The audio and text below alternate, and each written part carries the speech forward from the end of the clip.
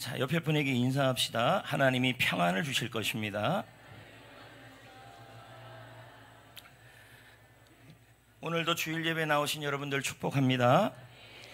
제가 말씀을 시작하기 전에 영상 하나를 보여주려고 합니다. 근데 이 영상은 어떤 영상이냐면 KBS 뉴스에 나온 영상이에요. 이 영상의 내용을 간단하게 소개하면요, 백인 여성 경찰이 자기 집에 들어갔는데 거기에 흑인이 앉아 있었던 거예요. 그래서 방아쇠를 당겨서 그 사람이 죽게 됐어요. 근데 나중에 알고 보니까 이 백인 여성 경찰이 뭐냐면 자기 집을 잘못 찾아온 거예요. 그래가지고 재판을 받게 됐습니다. 그러면 그 흑인의 동생도 있잖아요. 10대인데요. 근데 그 10대였던 이 친구가 굉장히 그 백인 경찰이 믿겠죠. 용서가 안 되겠죠. 근데 놀라운 말을 합니다. 흔히 볼 수 있는 모습이 아닙니다. 대부분의 이 땅의 사람들의 본성은 복수죠. 그래서 이에는 이, 눈에는 눈, 이런 마음이 있고, 또한 우리 역시도 드라마에서 해피엔딩이 되는데 억울하게 당한 주인공이 복수를 하지 않으면 시청률이 떨어지는 세상입니다. 이런 것은 우리 역시도 보면서 참 쉽지 않은 용서를 했다라는 것입니다. 청소년들은 학교에서 친구들과 싸우면서 그러면서 다투면서 또 용서가 어렵고요. 또 직장인들은 회사에 동료들이 있고 관계 속에서 갈등이 있습니다. 또 우리들은 가족들 중에서 이제 추석이 얼마 남지 않았는데 가족과의 오랜 갈등이 있어서 그래서 그것이 풀리지 않고 용서가 되지 않는 그러한 모습이 있다는 거예요. 성도 여러분, 오늘 우리가 함께 나눌 메시지가 바로 이것입니다. 그것이 무엇이냐면 우리의 힘으로는 용서할 수가 없고 세상에서 제일 힘든 일이 뭐냐면 용서입니다. 저는요, 이 용서하는 것이 기적이라고 생각을 합니다. 안 됩니다. 잘요. 참 힘들고 목사인 저도 그렇지만 여러분들도 쉽지 않은 게 용서입니다. 그래서 오늘 말씀의 제목이 용서에는 용기가 필요하다, 이게 제목이고요. 핵심 문장은 이것입니다. 하나님이 주시는 용기로, 하나님이 주시는 은혜의 힘으로 용서할 때 하나님께서 큰 선물을 주신다. 이게 오늘 말씀이에요. 결국 오늘 말씀대로 한다면 용서는 남을 위해서 하는 것이 아니라 나 자신을 위해서 한다는 얘기예요. 자, 그러기 위해서 우리가 용서하지 않으면 어떻게 되는지를 성경에서 한번 찾아보겠습니다. 요한일서 2장 1절이에요. 시작. 그의 형제를 미워하는 자는 어둠에 있고 또 어둠에 행하며 갈 곳을 알지 못하나니 이는 그 어둠이 그의 눈을 멀게 하였습니다. 자, 미워한다는 게 용서하지 않는 거죠. 그러니까 우리 주위에 있는 사람들, 대부분 용서가 안 되는 사람들은 내가 아는 사람들이에요. 근데 그 아는 사람들을 내가 미워하면 내 삶이, 내 마음도 어두워지고 내 주위도 어두워지고 그리고 인생에 있어서 바르게 가지 못한다는 게 지금 이 말씀의 내용이에요. 제가 하나의 비유를 든다면 이 비유는 셰익스피어가 한 말하고 똑같지요. 셰익스피어는 말하기를 용서하지 않는 것은 자신의 영혼에 독을 퍼뜨리고 마시는 거라 그랬어요. 제가 비유로 지금 설명을 하나 한다면 저기 있는 저 사람이 물을 마시고 있어요. 근데 저 물 안에는 뭐가 들어있냐면 독이 들어있는 거죠. 독이 들어서 마시면 내가 먼저 쓰러지고 내가 먼저 어려워진다는 얘기죠. 실제로 우리가 이렇다는 거예요. 용서하지 않는 마음은 굉장히 위험해서 우리가 먼저 독이 든 물을 마시듯이 그렇게 우리에게 큰 손해를 끼친다는 거예요. 그래서 심리학적으로 용서하지 않는 결과, 일반적으로 인문학적으로 용서하지 않는 결과가 4가지가 됩니다. 우리가 용서하지 않으면 첫 번째는 정서적으로 영향을 받아요. 그래서 마음에 분노가 가득 차고 마음이 평안하지 못하고 자존감이 떨어지고 이런 형태가 일어납니다. 그리고 두 번째는 관계가 어려워요. 인간관계가 잘 되지 않고 늘 공격적 성향을 갖고 있는 것입니다. 그래서 뭐냐면 상처 준 사람을 자꾸 피하거나 째려보거나 여러분을 상처 준 사람에게 째려본 적 있는 분들 답니다. 다. 예. 그렇지 않은 사람이 없습니다. 그리고 세 번째는 영적인 영향이 있는데 믿음이 자라질 않아요. 쓴뿌리가 되기 때문에. 수치심도 느끼고요. 네 번째는 몸이 건강하지 않게 된다는 얘기죠. 그래서 제가 지금 셰익스피어의 말을 지금 옮겨놨는데요. 셰익스피어가 뭐라고 얘기했냐면, 만약에 내가 용서를 하지 않는다면 자신의 영혼에 독이 퍼트러지는 것입니다. 여러분, 독이 퍼트러지면 마비가 되지 않습니까? 생활이 안 되지 않습니까? 그렇지 않아요? 여러분, 이 자리에 있는 여성분들 또 남성분들, 부부가 행복해야죠? 근데 늘 행복한 건 아니잖아요. 그래서 남편이 속을 썩이고 아내가 속을 썩여서 여기서 뭐가 뭐가 있는데, 그래서 우리나라에만 있는 병명 있잖아요. 화병이라고 쫙 있는데, 여러분, 대부분 여기 안에 마음속에 남편이 용서가 안 되고 아이가 용서가 안 되고 아내가 용서가 안 되면 대부분 눕습니다. 생활이 안 돼요. 밥맛도 없어지고요. 그렇게 좋아하는 음식도 먹지 못하게 된다는 얘기죠. 여러분, 참으로 용서는 중요한 일이고요. 근데 놀라운 일은요, 오늘 말씀이요 22절부터 시작돼요. 하나님을 믿으라. 근데 그 절에는 무슨 말씀이냐면, 예수님이 마지막 유월절을 맞이하면서 길을 지나가다가 무화과 나무가 있는데 열매가 없는 거예요. 그래서 그 나무를 저주했더니 어머, 기적이 일어났네요. 그냥 말라버렸어요. 그 말씀을 하면서 22절에 하나님을 믿으라, 그리고 23절에 의심하지 않고 믿음으로 말하면 이루어지리라, 24절에 믿음으로 기도하면 이루어지리라, 25절에 용서해라, 이렇게 나와요. 그렇다면 여러분, 제가 여러분에게 말씀드릴 수 있는 것은, 성경을 해석할 때요, 성경을 해석할 때 앞뒤 문장을 봐야 됩니다. 왜 그 자리에 용서가 들어가 있냐는 거죠. 중요한 것은 여러분 뭐냐면, 우리가 용서를 하면 하나님께서는 우리에게 좋은 것들을 주신다는 거예요. 선물을 준다는 거예요. 그게 뭐냐면 죄 용서예요. 자, 25절입니다. 오늘 우리 읽은 말씀이죠. 이 말씀이 그 앞에 구절도 다 생각하면서 읽어야 돼요. 그런데 대부분의 설교, 또 저도 그렇게 했죠. 예전에 믿음의 말씀 읽게 하면서 믿음으로 말하면 이루어집니다. 그런데 제가 25절 얘기를 뺐었어요. 여러분, 25절도 있다는 걸 아셔야 돼요. 자, 보자고요. 시작. 서서 기도할 때에 아무에게나 혐의가 있거든 용서하라. 그리하여야 하늘에 계신 너희 아버지께서도 너희 허물을 사하여 주시리라. 이 말씀에 보면 하나님을 누구라고 부르고 있냐면 아버지라고 부르고 있어요. 그러면 이 부분은 죄의 형벌 부분이 아니라 하나님의 자녀가 된 이후에 지은 죄들이 있다는 얘기예요. 여러분, 우리가 하나님을 믿고 하나님의 자녀가 된 이후에도 우리는 죄를 짓고 삽니다. 근데 그 죄가 용서를 받을 수 있다라고 성경은 말합니다. 그렇죠? 근데 그 죄가 용서 안 된다고 지금 말하고 있어요. 왜요? 자, 예를 들면 이런 겁니다. 아이가 2명이 있는데 장남이 있어요. 근데 이 장남이 큰 잘못을 했어요. 그래서 부모가 이 아이를 그냥 용서를 해줬어요. 사랑으로. 그런데 나가선 둘째가 보이는 거예요. 근데 둘째가 형 옷 입었어요. 이 왜 입었냐고, 널 용서할 수 없다고. 여러분, 바로 이걸 얘기하는 거예요. 무슨 말이냐면, 하나님께서는 하나님의 자녀가 되어서 우리가 짓는 죄가 있는데, 우리가 용서를 하게 되면 그 하나님의 자녀로서 짓는 죄들을 고백하면 용서하시겠다는 얘기예요. 그러니까 주기도문을 보시면 우리에게 죄를 지은 자를 용서해 준 것 같이 이렇게 나와요. 그러면 뭐예요?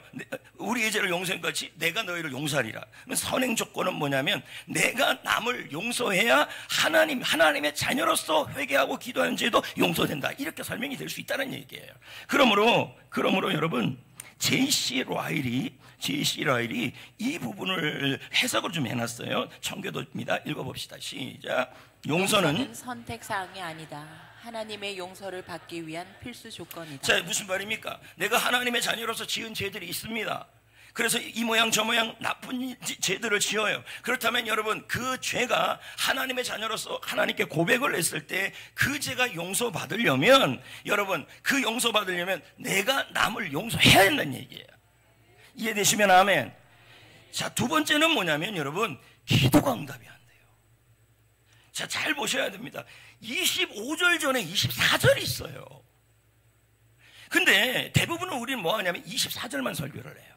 자, 24절 한번 볼까요? 이거 기도 얘기예요. 시작. 내가 너희에게 말하노니 무엇이든지 기도하고 구하는 것은 받은 줄로 믿으라. 그리하면 너희에게 그대로 되리라. 예전에 제가 이런 설교를 한 적이 있어요. 여러분, 믿음의 말을 하고, 할렐루야, 23절이 뭡니까? 이 산이 뽑아져가지고 바다에 던지우라고 의심하지 않고 믿음의 말을 하면 이루어집니다. 제가 이렇게 설교했어요. 그랬더니 성도들이 그렇게 했는데 안 이루어진 사람들이 많아요. 이유가 뭐냐면 25절이 안 됐기 때문이라는 거예요.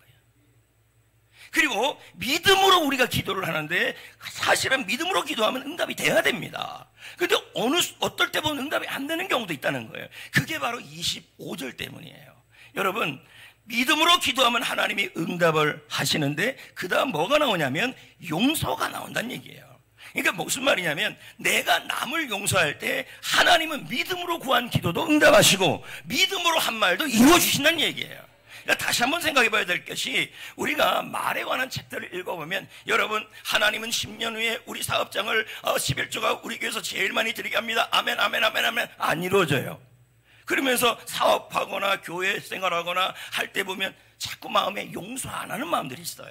근데 충분히 이해가 돼요. 왜냐하면 내가 용서를 못한다는 말은 그들이 잘못했다는 얘기예요.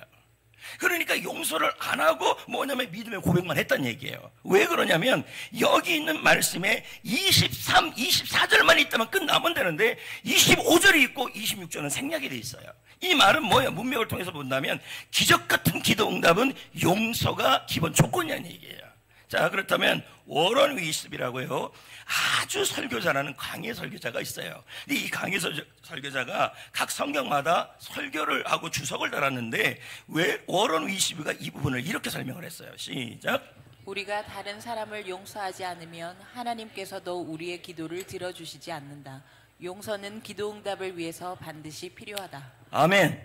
여러분, 결국 용서는 누구를 위해 하는 거예요? 우리를 위해서 하는 거예요. 그러니까 여러분들 중에서 우리 공장은 하나님께서 복을 주시고 성전교회에서 11조를 가장 많이 하게 하시고 근데 자꾸만 안 되는 일들이 일어날 수가 있다는 얘기죠. 그럴 때 한번 점검해 봐야 될 것이 이 용서라는 얘기예요. 여러분이 누군가에 대하여 용서할 때 하나님은 여러분의 믿음의 말과 믿음의 기도를 이루어 주신다는 얘기예요. 그러니까 용서가 참 중요해요. 근데 문제는 뭐가 문제예요? 용서가 쉽지 않다는 거예요. 제가 신학대학 다닐 때 불렀던 노래가 하나가 있어요. 나의 친구들한테 불렀어요. 나의 힘으로 당신을 사랑할 수 없어, 이렇게 했어요. 자, 왜 제가 이 노래를 불렀냐면 신학생이고 전도사님인데도 여러분, 나의 힘으로는 용서가 안 된다는 얘기예요. 뭔 말인지 이해되시겠습니까? 결국 그 신학교 안에서, 신학대학 안에서 만나는 사람들이 다 그 사람이 그 사람인데 그 안에서 약간의 갈등이 있으면 용서가 안 되고, 용서가 안 되면 저기 오네, 째려봐야지 이러고 다녔다는 거예요, 전도사님들도요. 그리고 이렇게 오면 피하고, 예? 그리고 또 이렇게 오면 인상 한번 써주고, 그래서 그거에 나 복수했다 이렇게 나와요. 또 이렇게 합니다. 그래서 자기랑 맞는 누군가 뭐 해갖고 그 나에게 힘들게 했던 그 사람에 대해서 여러분 험담하고 불평하고, 이게 복수라고 생각하는 거예요. 아무리 목회자도 신학생이라 할지라도 여러분, 물론 이게 되게 힘든 일이에요. 그럼에도 불구하고 우리가 이 용서라는 단어의 뜻이 마음에서 그 사람을 떠나 보낸다는 얘기예요. 그렇게 용서를 하면 여러분 기도가 응답이 확실해진다는 얘기예요. 또 세 번째가 뭐냐면 용서를 하게 되면요 마음이 평화로워요. 자, 골로새 3장 13절 시작. 피차 용서하되 주님께서 너희를 용서하신 것 같이 너희도 그리하고. 그렇게 나왔죠. 14절이 지나서 15절에 뭐라고 나왔냐면 그리스도의 평강이 너희 마음을 주장하게 하라, 이렇게 나왔어요. 그럼 뭐예요? 이 마음에 그리스도의 평강이 임하게 하고 마음을 그리스도의 평강이 임하게 만드는 것이 뭐냐면 용서라는 얘기예요. 그렇게 설명이 될 수 있다는 얘기예요. 자, 한번 제가 그 비유로 한번 설명을 해볼게요. 맑은 호수가 있어요. 한번 봐봐요. 아주 맑아요. 호수가 얼마나 맑아요. 호수가 맑아요. 근데 지금 뭐가 내리고 있어요? 비가 내리고 있어요. 맑은 호수에 잔잔한 그 마음에 뭐예요? 은혜의 비, 평안의 비가 내리고 있다는 얘기예요. 평화로다 하늘 위에서 내려오네 그 사랑의 그 은혜의 물결이 영원토록 내 마음을 덮으소서. 여러분, 제가 뒤에서 얘기하겠지만 여러분, 용서는요 하나님의 은혜의 힘으로 할 수가 있어요. 자, 그럼 여러분, 용서를 하게 되면 내 마음이 뭐가 되는 거예요? 그리스도의 평안이 임하고 있는 거예요. 그러면 옆에서 째려보든 옆에서 무슨 일이 일어나든 그 사람의 마음은 뭐예요? 평안으로 옵니다. 평안합니다. 할렐루야. 여러분, 용서에 대해서 또 중요한 크리스타나 도널스라는 분이 지금 제가 말한 이 말에 대하여, 골로새 말씀에 대하여 정확하게 말을 했어요. 시작. 용서가 그리스도인의 삶에서 평강을 이루는 핵심이다. 용서를 통해 마음에 하나님의 평강이 채워진다. 이렇게 나와요. 여러분, 하나님의 평강은 뭐냐면 환경의 좌우가 되지 않아요. 사람의 좌우가 되지 않아요. 마음이 든든해요. 그래서 옆에서 누가 뭐라 그러고 힘든 일이 있어도요, 그 마음이 평화로운 걸 하나님의 평강이라 그래요.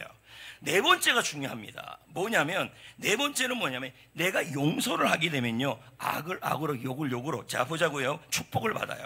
別전 3장 9절 읽어봅시다. 시작. 악을 악으로, 욕을 욕으로 자, 갚지 말고. 여기까지 말씀은 뭐예요? 일반적으로 우리가 하는 거예요. 자, 목사인 제가 하는 거고, 성도인 여러분이 하는 일이 뭐예요? 누가 나에게 악을 하면 악으로 갚고, 누가 나에게 욕을 하면 똑같이 대해서 욕하고, 이게 일반적인 모습이에요. 그런데 뭐예요? 하지 말라 이렇게 나와요. 그리고 도리어, 오히려 뭐 하라? 원수를 위해서 복을 빌어줘라, 용서해줘라. 자, 단계가 어디까지 갔냐면 용서해서 기도해주는 단계까지 가라는 얘기예요. 이거 우리 힘으로 안 되는 거예요. 그런데 그렇게 하면 너희가 부르심을 받았는데 이는 복을 이어받게 하려 합니다. 이렇게 나와요. 여러분, 남을 용서하면 오히려 예수님이 말씀하신 것처럼, 예수님은 뭐라까지 얘기했냐면 원수를 위해 기도하라까지 얘기했어요. 이거 우리 힘으로 안 된다니까요. 근데 예수님은 하셨어요. 스데반도 했어요. 스데반이, 예수님이 십자가에 달리면서 자신을 향하여 핍박하는 사람들을 향하여 십자가에서 뭐라 그랬습니까? 아버지요, 저들이 하는 죄를 모릅니다. 저들을 용서하여 주옵소서. 그럼 여러분, 스데반이 했습니다. 돌을 던지는 그들을 향하여 저들을 용서해달라고. 제 말은 이 스데반이 이 일반적 사람이 용서할 수 있었던 것은 그의 힘으로 한 것이 아니라는 거예요. 성경에 보면 그의 얼굴에 해같이 빛났다 그랬고 성령의 충만함이 임했다고 그렇게 나와요. 그 용서는 뭐예요? 하나님의 도움을 할 수 있다는 얘기예요. 여러분, 용서해갖고 복받은 사람이 누구냐면 요셉이에요. 여러분도 알다시피 요셉은 형들로 인해서 노예가 되었고 갖은 치욕을 다 겪었어요. 그렇다면 여러분 가족끼리에도 억울한 일을 당하고 이러면 안 보고 삽니다. 그런데 요셉 입장에서는 어떤 마음이 드냐면, 내가 잘 돼서 만약에 이게 여러분이 좋아하는 미니시리즈 10부작이 이런다면 어떻게 돼야 돼요? 요셉이 총리가 된 다음에 형들을 싹 쓸어버렸다, 이렇게 해야 그 드라마 시청률이 올라가는 거예요. 맞지 않습니까? 너는 이거 있어요. 복수하는 영화, 노래예요 이게. 근데 여러분, 요셉이 총리가 됐어요. 근데 아버지 야곱이 돌아가셨어요. 그리고 형들이 같이 있었어요. 형들이 이제 두려워 떠는 거예요. 뭐라고 두려워 떨고 있냐면, 자, 저 요셉이 아버지도, 그전에는 아버지 때문에 우리를 봐줬지만 그 아버지가 돌아가셨기 때문에 이제 우리도 죽을 거고 우리의 자녀들도 죽을 것이다 라면서 두려워 떨고 있어요. 그런데 성경 창세기 50장에 보면 뭐라고 나오냐면, 형들을 향해서 이렇게 말해요. 두려워하지 마세요. 형님들이 나를 해하려고 하였지만 그 해하려고 했던 그것을 하나님은 선으로 바꾸셨습니다. 제가 형님들과 형님들의 자녀들을 책임지겠습니다. 이렇게 나와요. 그렇다면 여러분, 요셉은 용서를 하고 있다는 얘기예요. 축복을 받았다는 얘기예요. 여러분, 그렇다면 이 요셉이 언제부터 그러면 용서가 시작됐냐? 창세기 39장에 보면 뭐라고 나오냐면, 요셉은 형통한 자라, 요셉은 하나님이 함께하고 있다, 요셉은 하나님의 은혜가 임하고 있다, 이런 식으로 표현되어 있어요. 결국 뭐예요? 요셉의 힘으로 용서한 게 아니라 뭐예요? 하나님의 은혜로, 하나님의 은혜의 힘으로 용서했다는 뜻이에요. 자, 한번 정리해보면요, 용서를 하게 되면 우리가 네 가지의 은혜가 있어요. 내 죄가 용서가 돼요. 그러니까 여러분, 남을 지금도 교회 안에서 나 가족이나 이 얼굴이, 남을 미워하는 사람의 얼굴은 거의 다 어떤 얼굴이냐면 이런 얼굴이에요. 불독. 본인은 아니래도 그렇습니다. 근데 만약에 그런 상태면 여러분 죄가 용서가 안 돼요. 죄가 용서가 안 되면 여러분, 여러분이 지은 죄가 하나도 용서가 안 되는 거예요. 그럼 뭐예요? 여러분 죄가 용서가 안 되면 모든 게 다 막혀버려요. 그리고 또 그 다음 뭐예요? 기도 응답이 안 돼요. 그 다음 또 뭐예요? 마음의 평강이 없어요. 그 다음 뭐예요? 축복은 여러분과 거리가 먼 거예요. 제가 이 말씀을 준비하면서 이런 생각이 들더라고요. 과거에 제가 믿음의 말에 대한 설교를 하고 믿음의 기도에 대한 설교를 하면서 이 말씀을 인용했어요. 근데 25절을 빼놨었어요. 거기까지 제가 안 봤다는 얘기예요. 근데 이번 설교 용기 시리즈를 하면서 뭘 봤냐면 23절, 24절 믿음의 말과 믿음의 기도가 이루어지려면 용서를 해야 된다는 거예요. 다시 한번 여러분에게 도전합니다. 한번 점검해 보십시오. 믿음의 말을 하고 끊임없이 감사도 많이 해요. 근데 자꾸 안 풀려요. 여러분, 일하면서 미워하는 사람들이 계속 있으면 이게 안 돼요. 데이비드 구직 읽어봅시다. 구직 시작. 그리스도인들은 악에 대해 보복하려는 본능을 거부해야 한다. 대신 축복을 빌어야 한다. 이렇게 할 때 악의 순환이 끊어진다. 결국 하나님의 축복을 받게 된다. 할렐루야. 여러분, 용서라는 건요, 원문의 뜻이 뭐냐면 놓아주다, 또 이런 뜻이에요. 떠나보내다, 내려놓다, 이 뜻이에요. 그러니까 내가 용서하지 못하는 그 사람을 뭐예요? 나의 마음속에서 놓아주란 얘기예요. 여기 그림이 하나 나오는데요, 등산을 하는 거예요. 그러면 저 사람이 등산을 할 때 뒤에 저 가방을 저렇게 메고 있어요. 배낭을요. 그러면 등산하는 게 어려워요, 안 힘들어요? 어려워요, 힘들. 자, 여러분, 등산하는 게 어려워요, 어렵지 않아요? 어려워요. 예? 저는 저걸 뭐라고 표현하고 있냐면 내려놓다는 표현으로 저게 미워하는 마음이라는 거예요. 근데 많은 사람들이 기도할 때도 뒤에 뭐예요? 저런 배낭 하나를 메고 하고 있어요. 그리고 사업할 때도 그러면서 믿음의 말을 합니다. 우리 사업장은 하나님이 복을 주셔서 형통하게 합니다. 근데 뒤에 뭐가 있어요? 배낭을 메고 있는 상태라는 얘기죠. 미워하는 상태라는 얘기죠. 그 상태에서 믿음의 말을 하면요, 여러분, 얼마나 힘들겠고 이루어지지도 않는다는 얘기예요. 용서라는 것은요, 저 배낭을 내려놓는 거예요. 왜요? 내려놓으면 누가 제일 편해요? 그럼요.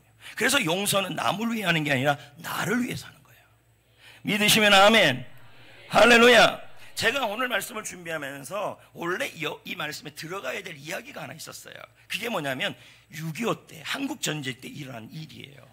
한국전쟁 때 저쪽에 신안 앞바다 쪽에 섬이 하나 있었는데 그 지역에 교회가 있었어요. 근데 그 교회에 장로님이 계셨는데 이판일 장로님이에요. 근데 이판일 장로님에게는 자녀들도 있었어요. 그리고 그 교회 성도들도 있었어요. 그런데 여러분, 그 마을 안에서 공산주의를 따랐던 마을 주민 다 아는 처지예요. 그런 사람들이 이판일 장로님과 그의 가족을 전부 죽였어요. 그리고 여기 있는 그 교인들도 다 죽였어요. 다행히 죽지 않은 사람이 뭐냐면 첫째 장남 목사님이었어요. 목포에 계셨어요. 그리고 이것이 다 평정이 돼서 시신을 수습하려고 이 아들 목사님이 들어왔어요. 그런데 국가에서 이 아들 목사님에게 뭘 맞냐면 반동분자 색출위원장을 시켜놨어요. 그러면 누가 아버지를 죽인지 다 알지 않습니까? 마을 주민이니까. 그렇지 않아요? 근데 도저히 용서가 안 되는 거예요. 목사님인데도 용서가 안 돼요. 저 사람이 우리 아버지를 죽였다. 저렇게 어떻게 저럴 수 있느냐. 그렇게 있었대요. 근데 어느 날 새벽 기도를 하는데 밤새도록 씨름이 되는 거예요. 용서가 안 되니까. 그런데 밤에 꿈에 아버지 장로님이 나온 거예요. 뭐라 그러냐면, 얘야, 나는 그 사람이 나를 찔러 죽일 때 이미 용서했다. 나는 이미 용서했다. 내가 용서하고 하나님이 용서하니 너도 용서해라. 그러면 너희 인생이 자유로워지고 편안해질 것이다. 이렇게 얘기를 했어요. 근데 이게 잘 안 되더라고요. 그러니까 밤새도록 땀을 흘리면서 못하겠습니다 그랬는데 어느 순간 하나님의 은혜가 임한 거예요. 그리고 나서 이 사람이 용서하기 시작했는데 그 사람을 그 나쁜 그 사람들한테 여기다가 태극기 완장까지 채워줘요. 이걸 채워주면 못 죽여요. 뭐라 그래요? 분자들. 그러니까 뭡니까? 살려줄 거지 하는 것이요. 여러분, 이게 바로 용서예요. 그런데 참 쉽지가 않아요. 제가 여러분에게 부탁드리는 것은 하나님이 우리에게 용서하는 것은 남을 위해서 하는 것이 아니라 나를 위해서 하는데 용서해야 될 또 다른 이유가 있는데 아까 말한 네 가지뿐만 아니라 가장 중요한 이유가 있어요. 그게 뭐냐면 하나님의 은혜예요. 여러분, 이 용서에 대한 말씀을 설명하는 것이 마태복음에도 나와요. 베드로가 물었어요. 예수님, 저 사람을 몇 번을 용서해야 합니까? 그랬더니 예수님이 70번이라도 7번을 해야 한다. 이 말은 무슨 말이냐면 용서를 완전히 하라는 뜻이에요. 그러면서 그 밑에 용서에 대한 얘기를 하면서 예수님이 비유를 하나 드러났어요. 그 비유가 뭐냐면 달란트 비유예요. 자, 제가 한번 예를 들어 보겠습니다. 어떤 마을에 한 사람이 살았는데 예수님이 하신 말씀이에요. 1만 달란트를 빚졌다는 거예요. 제가 성서 기독교 연구소에 가보니까요, 한 달란트가 여러분 20kg예요. 자, 한 달란트가 작은 게 아니에요. 요만한 게 아니라 요런 거 사과상자로 하나예요. 그래서 제가 들어봤는데 못 들어요. 근데 이게 1만 달란트예요. 계산해봤더니 여러분 3천억이에요. 더 해볼까? 3조예요. 여러분 잘 이해하셔야 돼요. 달란트라는 것은 은달란트도 있고 금달란트도 있는데요, 한 달란트는요 일반적으로 이거보다 더 커요. 못 들을 정도예요. 근데 이게 1만 달란트 빚을 졌다는 얘기예요. 야, 그 채권자가 말하기를 너는 평생 이거 못 갚는다. 갚을 수가 없죠. 어떻게 갚아요? 못 갚는다 하면서 이 사람이 걱정하면서 사는데 어머, 이 채권자가요 이렇게 말했어요. 네가 못 갚는 거 보니까 조건 없이, 아무런 조건 없이 그 빚을 다 면제해 줄게. 여러분, 이게 은혜예요. 면제해 줄게. 자, 그럼 이 사람은 3천억이 해결된 거 아닙니까?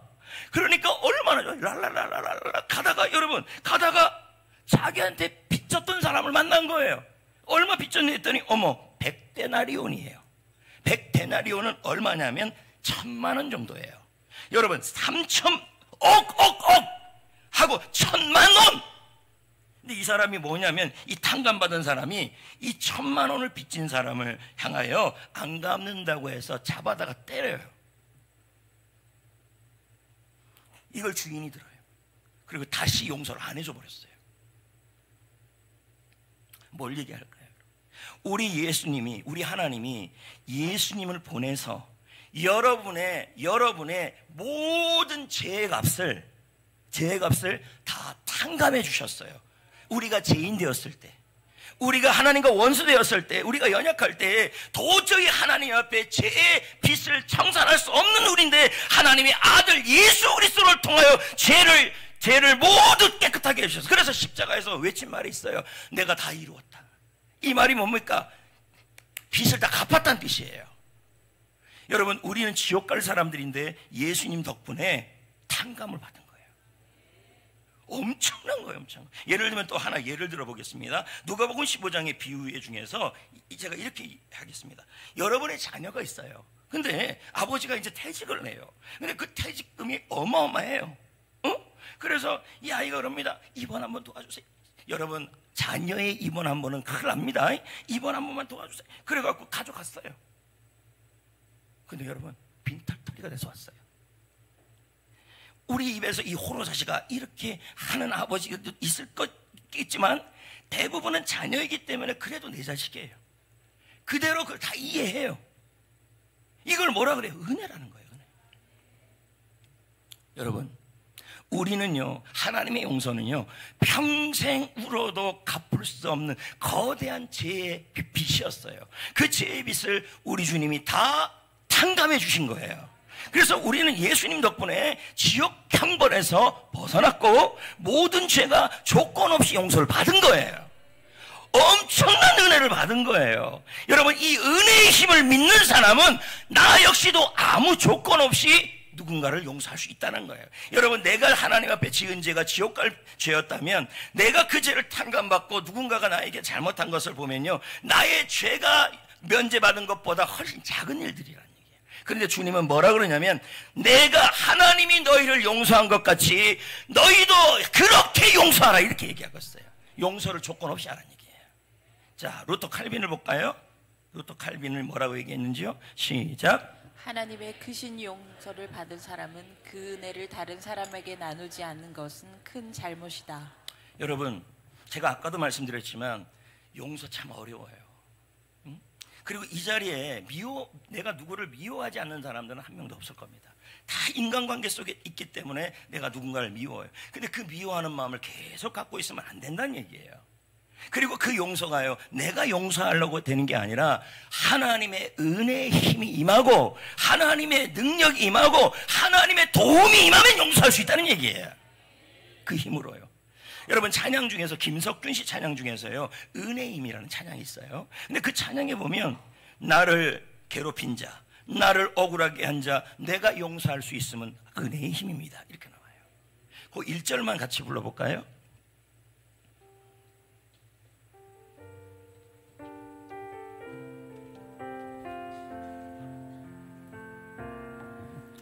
내가 고난 중에도 찬송할 수 있으는 은혜의 힘입니다.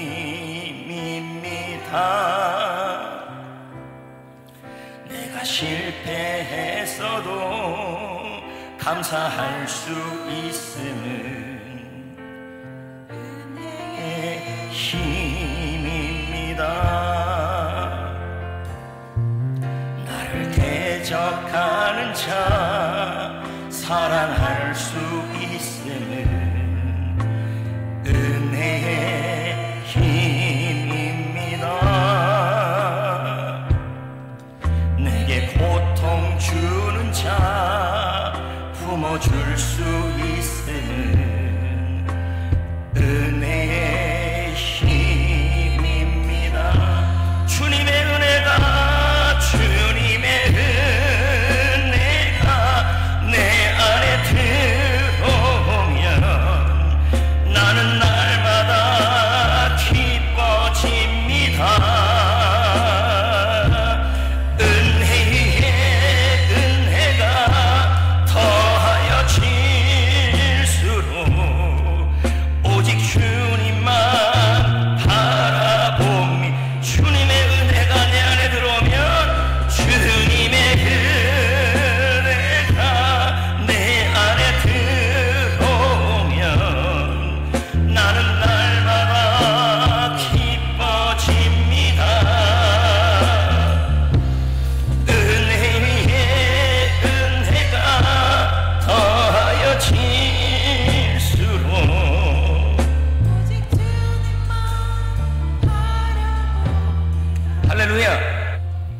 여러분, 절대 내 힘으로 안 됩니다. 정말 안 돼요. 이건요, 그래서 제가 그런 얘기를 했어요. 내가 원수 같은 사람을 용서하는 것은 여러분 기도 응답이에요. 이걸 기적이라고 그러는 거예요. 기적은요, 여러분, 병도 낫는 것도 기적이지만요, 진짜 기적은 여러분 내가 미워하는 사람을 용서할 수 있는 거예요. 근데 이건 하나님의 은혜로 돼요. 그리고 하나님은 우리에게 말씀하시기를 너희들 아무 조건 없이 죄를 사함받지 않았냐, 아무 조건 없이 지옥 형벌을 용서받지 않았냐. 너도 그렇게 조건 없이, 아무리 그래도 너희들의 죄보다 그들이 너희들에게 한 죄는 작을 거라는 거예요. 그렇게 용서하라는 것입니다. 근데 우리 주위에 이렇게 말하는 사람들이 있어요. 목사님, 제가 겪은 아픔이 얼마나 큰지 아십니까? 너무 커서 도저히 용서할 수 없습니다. 어떻게든 용서는 하겠는데 좀 원수는 좀 갚아줬으면 좋겠습니다. 이제 이렇게 얘기를 해요. 제가 여러분에게 부탁드리는 것은 이분들의 말도 맞는 얘기예요. 그러나 제가 여러분들에게 말씀드리고 싶은 것은 나를 위해서 먼저 용서해야 된다는 얘기예요. 그래야 제가 용서함을 받고 기도가 응답이 되고, 그리고 여러분 그리스도의 평안이 임하고 하나님의 복이 임해요. 그런데 내가 용서했다 그래서, 내가 저 사람을 용서했다 그래서, 예를 들면 저는 문득구 아닙니까? 문득구 씨 몰라요? 근데 전세자금 들고 튄 사람 지금 설교 전에 용서하고 올라왔어요. 여러분, 그러면 제가 그 사람을 용서를 했어요. 그러면 그 사람이 저에게 손해를 끼친 거잖아요. 이거에 대해서 다시 말씀드리지만 가해자의 책임이 면제되는 건 아니에요. 자, 다시요. 나를 위해 용서하는 거예요. 내가 나를 위해서 용서하면 그 사람들의 잘못된 행동의 책임이 없어지는 것이 아니라, 면제하는 것이 아니라 공의의 하나님이 갚아주신다는 얘기예요. 자, 보세요. 로마서 12장 19절이에요. 원수 갚는 것은 내게 있으니 내가 갚으리라. 다시 정리합니다. 용서는 우리가 하는 겁니다. 그러나 정의는, 공의는 하나님께 맡기세요. 그걸 믿으셔야 돼요. 여러분이 원수 갚을 일이 없다는 얘기죠. 할렐루야. 우리가 용서가 잘 안 되는 이유 중에 하나가 내 감정, 자존심 때문에 그게 너무 어려워요. 자, 여러분, 제가 아까 그 얘기도 했습니다. 용서를 해야 되는데 용서가 안 돼요. 그러면 하긴 해야 되는데, 그러면 내가 제대로 용서 못 받나? 믿음의 말도 이루어지지 않나? 용서하고 싶은데 안 돼요. 그래서 여러분 22절, 23절이 있는 거예요. 정말 신기해요. 그러니까 여기 22절 한번 읽어봅시다. 22절 용서합니다. 자, 하나님을 믿으라. 이렇게 시작을 해요. 22절이. 그런 다음에 뭐가 나와요? 내가 진실로 너에게 이르노니 산을 들어서 바다에 던지. 이거 뭐예요? 불가능한 일이에요. 그걸 믿음의 말로 하래요. 근데 이 불가능한 일이 여러분 믿음의 말뿐만 아니라 문맥을 통해서 본다면 용서도 포함되는 거예요. 여러분, 누군가가 나에게 손해를 끼쳤는데 그 사람을 내가 용서하는 것은 이거는요, 산을 들어서 바다에 던지는 일처럼 어려운 일이라는 얘기예요. 지금 이렇게 문맥이 될 수 있다는 얘기예요. 그런데 지금 뭐라고 얘기하고 있어요? 하나님을 믿으래요. 하나님이 뭐래요? 불가능한 일을 가능하게 해줄 수 있다는 얘기예요. 그러면 용서할 수 없지만 용서할 수 있게 하나님이 도와주신다는 얘기예요. 하나님의 힘으로 된다는 얘기예요. 하나님의 은혜로 된다는 얘기예요. 하나님이 주시는 용기로 된다는 얘기예요. 우리가 할 일을 하나님이 그렇게 해준다고 믿어야 된다는 얘기예요. 이해되시겠습니까? 그러니까 우리는 말씀을 인용할 때 이 22절, 23절을 불가능한 일이니까 나는 병이 나올 줄 믿습니다. 이것도 맞지만 좀 더 정확하게 설명한다면 문맥이에요. 그렇지 않아요? 뜬금없이 왜 25절이 있냐고요, 용서가. 이 말은 뭐예요? 내가 남을 용서하는 일이 너무 어렵다는 얘기예요. 그러니까 예수님이 뭐라고 표현했냐면 산이 이렇게 해갖고 바다에, 다시 설명해 줄게요. 그 앞에 삼봉산 있죠. 저 삼봉산이 이렇게 드러내가지고 이게 저그 동해시, 동호동, 일동산을 묵공항에다 던지는 일이에요. 돼요, 안 돼요, 이게요? 이걸 뭐라고 표현하면 용서하는 일이 이렇다는 얘기예요. 제 말 이해할 텐데요. 세상에서 제일 힘든 게 손에 끼친 사람을 용서하는 일이에요. 근데 지금 문맥에 뭐라고 나와 있어요? 의심하지 않으면 되리라. 하나님을 믿으면 되리라. 하나님이 무슨 얘기를 해요? 불가능한 일을 가능하게 할 수 있다는 얘기예요. 용서할 수 있다는 거예요. 어떻게 해요? 하나님의 은혜로, 하나님의 힘으로, 하나님의 용기로 할 수 있다는 얘기예요. 우리 안에 그 능력이 있다는 얘기죠. 내게 능력 주시는 자 안에서 내가 모든 것을 할 수 있다. 이 빌립보서 4장 13절이요, 모든 것을 한다는 의미가 아니라 이것도 문맥을 통해서 본다면 가난해도 감사할 수 있고 미움받아도 감사할 수 있고 이것도 포함된 거예요. 그렇다면 그 모든 것에 뭐 들어가 있습니까? 내가 용서할 수 있는 것도 내 안에 있는 주님의 은혜의 힘으로 할 수 있다, 이 뜻이 되는 거예요. 아멘. 팀 켈러의 말을 읽어봅시다. 거의 다 왔어요. 시작. 그리스도께서는 베푸시는 도움에 힘입어 의지적으로 철저히 용서하지 않는 한 분노가 당신을 더럽힐 것이다. 용서는 선택사항이 아니다. 의지적 행위이다. 여러분, 정말 어렵지만 하나님, 나에게 용서할 수 있는 은혜의 힘을 부어 주옵소서, 용기를 부어 주옵소서. 주님의 힘으로 할 수 있습니다. 그래서 나도 하나님 앞에 용서함을 받고 나도 평안함을 누리고 나도 기도가 응답되고 축복을 누리기를 원합니다. 이렇게 가야 돼. 그게 안 되면 나만 손해예요. 그리고 그 사람에 대한 책임은요, 하나님의 정의에 맡기라고요. 아닙니까? 여러분, 우리 하나님을 어떤 하나님이라고 그럽니까? 사랑의 하나님이지만 어떤 하나님이에요? 공의의 하나님이에요. 맡기란 얘기죠. 그래서 제가 이렇게 이렇게 용서하는 방법을 쭉 이렇게 써놨어요. 근데 써놨다고요. 내가 용서할게요. 써놨다요. 그렇지. 여러분, 제가 써놨어요. 근데 이 단계로 하는 건데 저 언제 다 기억합니까? 그냥 제가 설명을 해줄게요. 내가 지금 내 안에 용서하지 못한 사람이 있다고 인정하시고 결단, 나는 이제 용서하기로 결심하시고 기도, 용서할 힘을 구하라는 얘기예요. 그리고 상대방을 이해했는데 이해 안 되면 그냥 내버려두시고 하나님의 용서를 묵상하셔야 돼요. 나 같은 자도 용서해줬다, 무조건. 그걸 묵상하면 용서가 된다는 얘기죠. 그리고 반복적으로 용서하라는 거예요. 자, 예를 들면 제가 정성희 자매가 내가 지나가는데 째려봤어요. 그리고 인사라도 안 나와요. 용서 못 하겠는데. 그러니까 내가 또 생각하기에 나 그럼 기도응답 안 되는데 쫙 기도하면서 정성이를 용서합니다 하는데 또 보니까 또 열받아요. 그러니까 이 말이 계속 반복적으로 하라는 얘기예요. 알겠습니까? 에? 축복하라. 너무 어려운데 여러분, 원수를 위해 기도하고 축복의 단계까지 가면요, 여러분 복을 유업으로 이어받는다는 얘기죠. 쉽지가 않아요. 제가 아까 영어가 하나 나왔어요. WRATH. 아니 밑에 이게 분노라는 단어예요. 근데 저 분노라는 단어가 여러분 옛날 어원이 있는데 뭐냐면 WRAITH예요. 저 뜻이 뭐냐면 유령이라는 뜻이에요. 무슨 뜻입니까? 여러분, 우리가 분노하고 용서하지 아니하면 마치 귀신에 쓰인 것처럼 내 주위에 계속 분노가 떠나지 않는다는 얘기예요. 그걸 설명한 거죠. 제가 이제 다음 사람 한 사람을 소개하고 오늘 말씀을 마무리 지으려고 그러는데요, 2014년에 일어난 일이에요. 2014년에 한 남자가 10대 청소년이 어떤 사람에게 총을 쏴서 사망케 했어요. 그런데 10대 청소년, 또 하나의 10대 청소년이 뭐라 그러냐면 이 사람이 죽이지 않았는데 거짓 증언을 한 거예요. 그래서 거짓 증언에서 무기징역을 선고받았어요. 근데 세월이 흘러서 이 사람이 이 용서에 대한 말씀을 깨닫고 법원에서 다시 한번 재판을 받았는데 여러분 37년 만에 나오게 됐어요. 그럼 나왔으면 그 10대 청소년이 이제 어른이 됐잖아요. 미워요, 안 미워요? 여러분, 우리 같으면 어떡합니까? 기다려, 내가 37년을 너 줄게, 이렇게 갑니다. 예?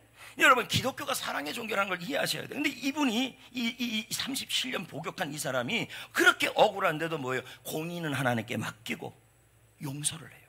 이건 하나님의 은혜의 힘이에요. 영상을 잠깐 보여줄게요.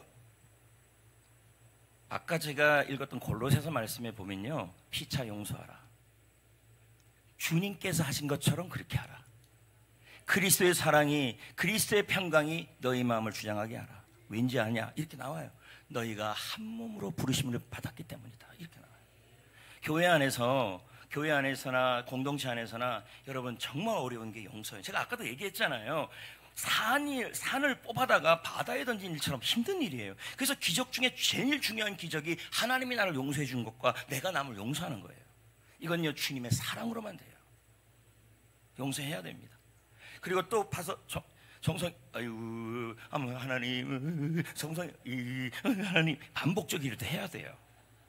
저 정성이, 요즘 정성희 씨 제자 훈련하는데 간식이 약해요. 목사님 간식 주는 모습을 보면요, 목사님에 대한 존중을 할 수 있어요. 근데 되게 서운합니다.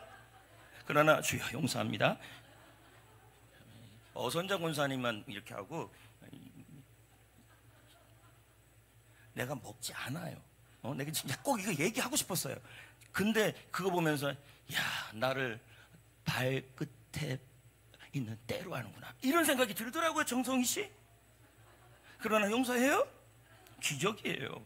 이제 말씀을 맺겠습니다. 여러분, 부부간에도 갈등이 있을 수 있어요. 근데 이거 되게 힘들어요, 용서가. 그래서 제가 이 말씀을 전하면서 뭐라 그랬습니까? 이거 내 힘으로 안 된다고요. 용서는 용기가 필요해요. 근데 그 용기를 하나님의 은혜의 힘이란 얘기죠. 자녀 간에도 마찬가지고 형제자매도 마찬가지예요. 여러분, 오늘 말씀을 정리하면서 저는 다시 한번 강조를 합니다. 하나님이 주시는 능력으로, 하나님이 주시는 은혜의 힘으로, 하나님이 주시는 용기로 용서할 때 우리는 예상하지 못한 하나님의 큰 선물을 받습니다. 그리고 그 가해자는 하나님의 정의에 맡기십시오. 그리고 여러분, 적용은 주보보고 확인하시면 되겠습니다. 제가 잠깐 기도하겠습니다. 가슴에 손을 대볼까요?